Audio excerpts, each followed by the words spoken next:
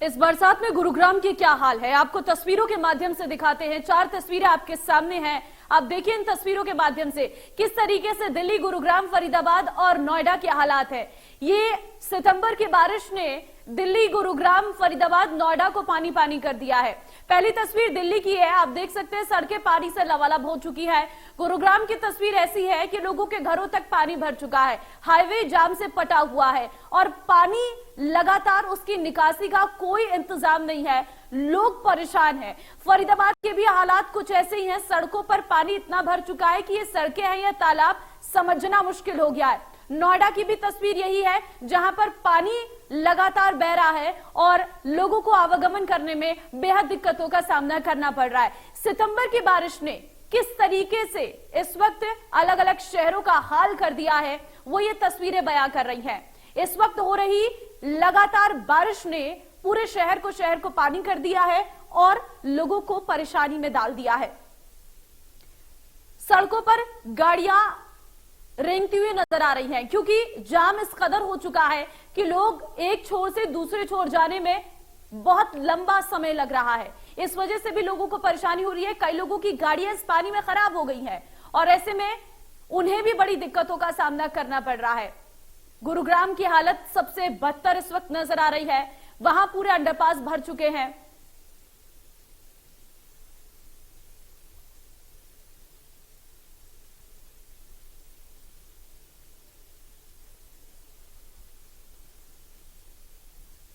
फरीदाबाद से देवेंद्र कौशिक इस वक्त हमारे साथ जुड़ गए हैं, महेंद्र संवाददाता इस वक्त हमारे साथ जुड़ गए हैं करनाल से, और गुरुग्राम से मोहित इस वक्त हमारे साथ जुड़ गई हैं। सबसे पहले फरीदाबाद ही चलते हैं। देवेंद्र, क्या हाल है फरीदाबाद में, क्योंकि ये बारिश जो सितंबर में आई है उसने शहरों को पानी पानी कर दिया है। फरीदाबाद में बिजली का क्या हाल है, अभी भी आई या नहीं?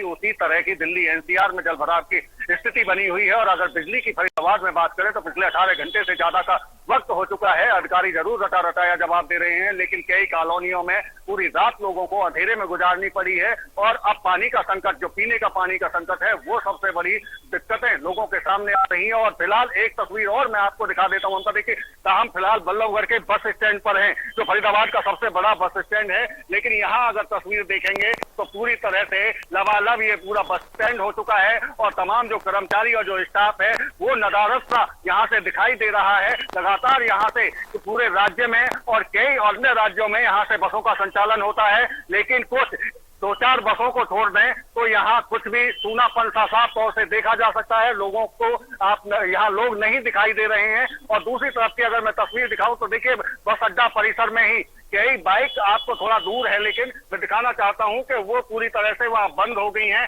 और लोग अपनी बाइक को वहीं छोड़कर यहां से निकल चुके हैं। घुटनों से ज्यादा पानी इस बस स्टैंड में है। निकालने की व्यवस्था पानी की अभी तक कहीं भी दिखाई नहीं दे रही है। कोई कर्मचारी नगर निगम से या बस स्टैंड के जो जिम्मेदार लोग हैं, अधिकारी हैं, उनकी तरफ से कोई व्यवस्था नहीं की गई है। तमाम तरह के जो दावे नगर निगम द्वारा किए जाते हैं कि बैठकों का दौर रहता है, करोड़ों का बजट बनाया जाता है, जल निकासी ना होने के दावे किए जाते हैं, वो इसी पानी में धुलते हुए फरीदाबाद की ये तस्वीर आप देख सकते हैं कि जो गरीबों की सवारी इस रोडवेज को कहा जाता है, लेकिन गरीब जाए तो जाए कैसे। ये हालात उन गरीब लोगों के लिए हैं कि वो यहाँ से अब बैठकर अपना सफर नहीं कर सकते। ये बड़ी तस्वीर फरीदाबाद के ये बस अड्डे की है। दूसरी तरफ अगर अन्य जगह की बात करें तो 2 से 3 घंटे का जाम में लोग फंस रहे हैं फरीदाबाद में। चाहे NH-19 की बात हो, चाहे अन्य कनेक्टिंग रोड की बात हो, हर जगह पानी ही पानी दिखाई दे रहा है।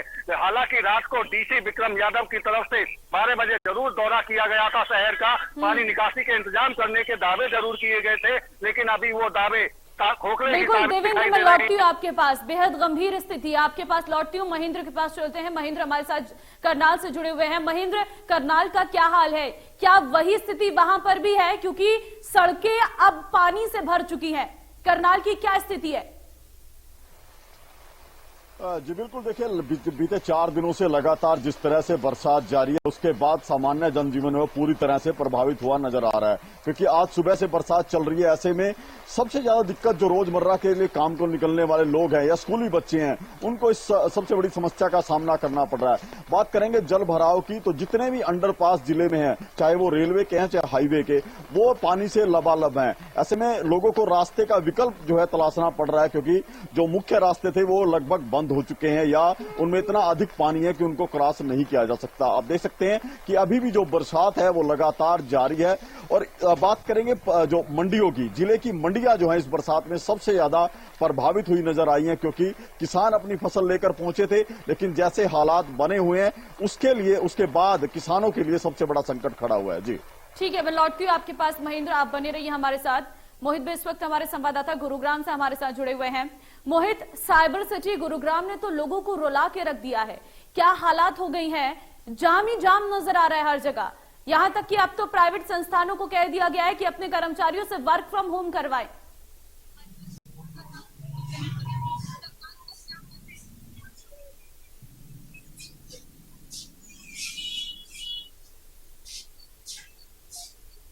मोहित, आपको आवाज मिल रही है?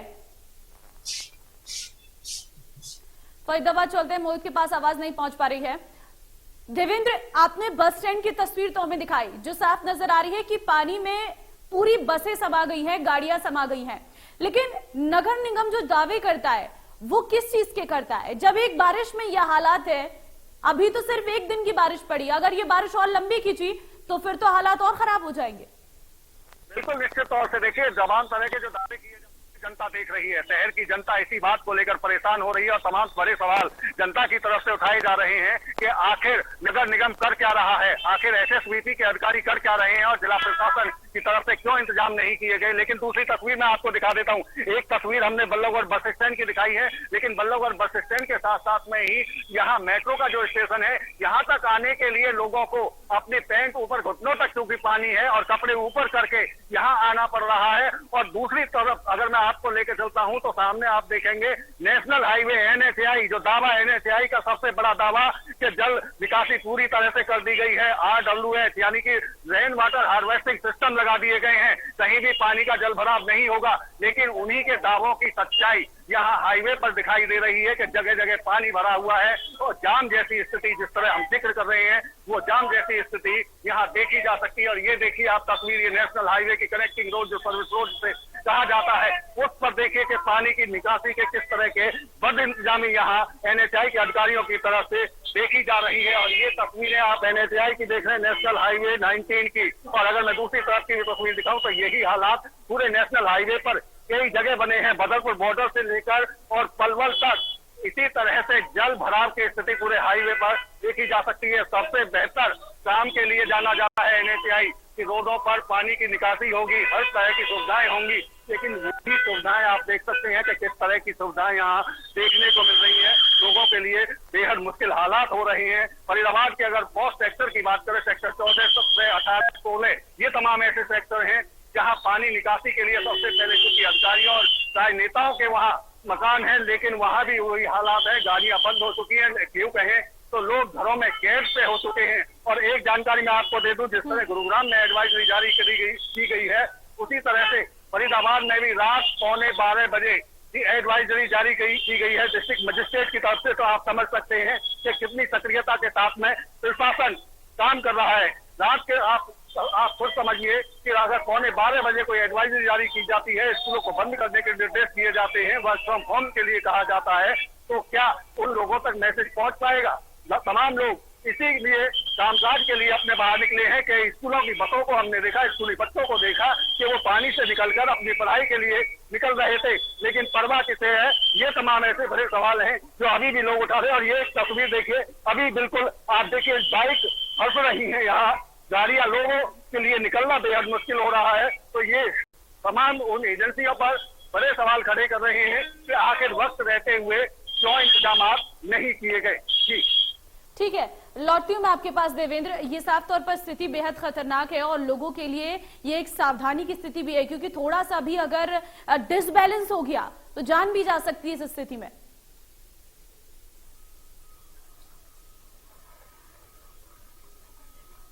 देवेंद्र,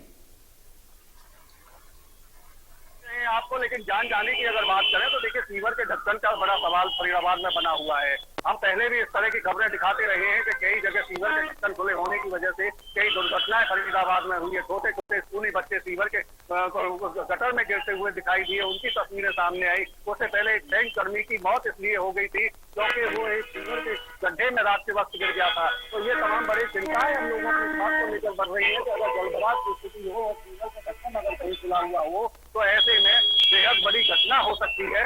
ये तमाम ऐसी चीजें, हालांकि कुछ जो खुद लोग हैं उनकी तरफ से लाल कपड़ा डंडे पर बांधकर ऐसी जगह को सचेत किया गया है कि वहां सीवर का ढक्कन है, वहां से बच्चे लेके निकलें। लेकिन प्रशासन आखिर चाह रहा है, निगम की तरफ से जरूर आदेश जारी किए गए थे कि 12 से 24 घंटे में जहां की शिकायत आएगी वहां के सीवर के ढक्कन लगाने होंगे, नहीं तो अधिकारियों पर, कर्मचारियों पर कार्रवाई की जाएगी। लेकिन कोई ऐसा मामला सामने नहीं देखा गया कि किसी कर्मचारी या अधिकारी पर कोई कार्रवाई की गई हो। लेकिन हाँ, सीवर के ढक्कन जरूर शहर में अभी भी जस की तस स्थिति बनी हुई है। देवेंद्र, लौटती हूँ आपके पास। स्थिति खतरनाक है और इस पर नजर रखना बहुत जरूरी है। महेंद्र, अगर करनाल की बात करें तो वहां पर प्रशासन की तरफ से कोई एडवाइजरी जारी की गई हो, क्योंकि कल से लगातार ये बारिश जारी है और अभी भी आप छाता लेकर ही खड़े हैं, यानी कि अभी भी बरसात लगातार जारी है। जी बिल्कुल, बरसात देखिए बीते 4 दिनों से लगातार जारी है। हालांकि कल कुछ समय के लिए बरसात रुकी जरूर थी, लेकिन आज सुबह से जिस तरह से आलम है वो सुबह से बरसात लगातार जारी है और तेज बरसात जिस तरह से हो रही है उसके बाद शहर के निचले इलाकों में अब जल भराव की स्थिति उत्पन्न हो गई है। मैं पहले बता चुका हूं कि जितने भी अंडरपास है, चाहे वो रेलवे के अंडरपास है या हाईवे के अंडरपास है, वो पूरी तरह से पानी से लॉक हो चुके हैं, जिनसे क्रॉस करना लोगों के लिए अब परेशानी भरा हो सकता है। अभी तक जिला प्रशासन की तरफ से कोई ऐसी एडवाइजरी जो है जारी नहीं की गई, क्योंकि तमाम जो स्कूल हैं वो खुले हैं। बच्चे बरसात के दौरान ही स्कूल पहुंचे हैं, स्कूली बसें भी आती हुई दिखाई दी हैं, लेकिन अभी प्रशासन की तरफ से कोई ऐसी निर्देश जो है जारी नहीं किए गए हैं ताकि जिससे जो प्रभावित हो रहे हैं लोग, जिनको रोजमर्रा के काम के लिए जाना पड़ता है, उनके लिए कोई ऐसा संदेश प्रशासन के माध्यम से दिया गया हो, वो अभी तक कोई जारी नहीं हुआ है। जी, लेकिन नगर निगम जो दावे करता है वो दावे को आखिर क्या है? क्योंकि एक बरसात ने अगर ये हालात कर दिए हैं शहर के, तो आने वाले समय में अगर ये बरसात यूं ही जारी रही तो पानी हमें सिर्फ सड़कों पर नजर आएगा। जी बिल्कुल, देखिए ये स्थिति जो है पहली बार नहीं है। जब भी बारिश होती है इस तरह के सवाल जो है संबंधित सरकारी विभागों पर, चाहे वो जन स्वास्थ्य विभाग हो या नगर निगम हो या नगर पालिकाएं हो, उनके ऊपर उठते रहे हैं, क्योंकि कमोबेश यही स्थिति जो है हर बरसात के बाद शहरों में बनती है कि जल भराव होता है, निकासी प्रॉपर नहीं हो पाती और लोगों को इसका खामियाजा भुगतना पड़ता है। वही स्थिति अब की बार भी बनी है, क्योंकि अधिकारी कहीं ना कहीं निश्चिंत थे कि जो सावन का महीना है वो जा चुका है, ऐसे में बरसात का अवसर नहीं होगा। लेकिन जिस तरह से 4 दिनों से बरसात जारी है, उसके बाद एक बार फिर से ये पूरी जो कार्य प्रणाली है उसकी पोल जो है खुलती हुई दिखाई दे रही है, क्योंकि जल भराव अभी भी शहर के इलाकों में महेंद्र आपके पास, शायद देवेंद्र के पास कुछ स्थितियां हैं दिखाने के लिए। देवेंद्र, जिक्र कर रहे थे एनएचआई का, तो एनएचआई की तरफ से आरडब्ल्यूएच जो बनाए गए हैं वो एक उसकी स्थिति दिखा देते हैं। क्योंकि एक साल पहले आप देखिए सड़क पर कितना जिस तरह से जल भराव है, ये स्थिति यहाँ की बनी हुई है। लेकिन इसी पानी की निकासी के लिए यहाँ आरडब्ल्यूएच बनाए गए हैं। हार्वेस्टिंग सिस्टम की मैं तस्वीर दिखा रहा हूँ आपको कि ये हार्वेस्टिंग सिस्टम यहाँ बनाया गया है। पूरी तरह से कचरा इसमें है, इसकी सफाई तक नहीं की गई है। तो आप समझ सकते हैं कि कितने गंभीर अधिकारी हैं। दूसरी तस्वीर जो लापरवाही की है वो ये है कि जो सर्विस रोड है वो नीची है, लेकिन जो हार्वेस्टिंग सिस्टम बनाया गया है वो ऊंचाई पर बना दिया गया है। आप समझिए कि कौन सी टेक्नोलॉजी इसमें, कौन सी इंजीनियरिंग इसमें यूज की गई है। हार्वेस्टिंग सिस्टम को आप ऊंचा बना दीजिए और जो सर्विस रोड पर पानी भरा हुआ है वो पूरी तरह से वो पानी को की निकासी ना हो सके। तो ये वो तस्वीरें हैं फरीदाबाद से जो ग्राउंड जीरो से हमें तस्वीरें दिखाने के लिए आपका बहुत धन्यवाद। तो तस्वीरें हम देख रहे थे किस तरीके से। महेंद्र, आपका भी बहुत धन्यवाद। जरा गुरुग्राम से आपको 2 तस्वीरें हम दिखा देते हैं। ये सितंबर की बारिश ने किस तरीके से सितम बरसाया है, वो गुरुग्राम की तस्वीरों में आप साफ तौर पर देख पाएंगे कि क्या स्थिति वहां पर नजर आ रही है। क्योंकि आपको बता दें गुरुग्राम किस तरीके से पानी पानी हो चुका है और बारिश से पूरी तरीके से पेड़ गिर चुके हैं। पहली तस्वीर आप देखिए किस तरीके से अंडरपास में पानी भर चुका है। यहां से आवागमन करना इस वक्त खतरे से खाली नहीं है, इसलिए अगर कोई जरूरी काम ना हो तो अनावश्यक घर से बाहर ना निकले, सिर्फ जरूरी काम के लिए ही आप अपने घरों से बाहर निकलिए। और दूसरी तरफ देखिए ये बरसात में पेड़ों के गिरने का भी सिलसिला लगातार जारी है, जिस वजह से लोगों के घरों पर लाइट भी नहीं पहुंच पा रही है।